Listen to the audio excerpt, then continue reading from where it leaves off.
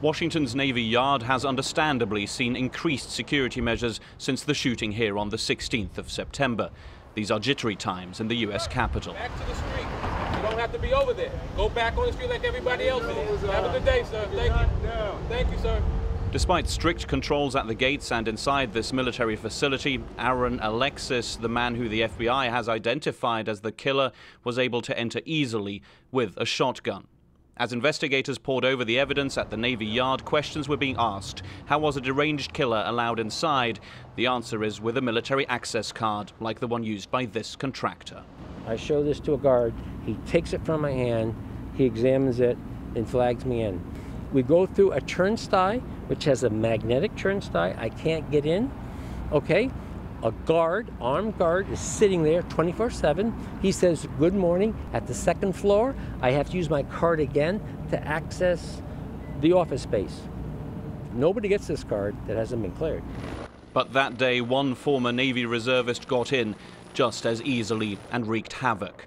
Aaron Alexis was working for a subcontractor with a security clearance.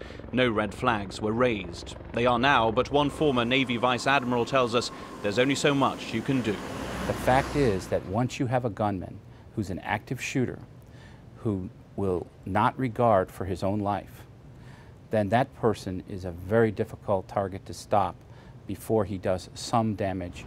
The debate isn't a new one in the United States. How much freedom do you give up for a better sense of security? If you increase the level of security, which you always can, there is a point where you cannot live the life you want to live, have the economy that you want to have, the economic freedom, and the range of action for the military that you want to have. On the day of the shooting, parts of the US Congress and even the White House were locked down out of precaution. Since 9/11 and since a recent spate of deadly shootings, increased security measures are considered almost normal everywhere. This is the case in government buildings, in public transport, in public spaces, but also in schools and offices. Companies specialized in providing security are doing well financially. Their profits are up by 5 to 10%, according to some studies. The fear of a crazed killer has made for new behavioral patterns. This program is called ALICE. Its creators call it incident response training. It teaches companies and schools how to deal with a violent intruder, as seen in this video they provided us with. Remember, time is always an issue for you and the aggressor. If you are able to stack chairs, desks, tables, or other things against the door or entryway, the threatening person may likely move to another area instead of wasting time.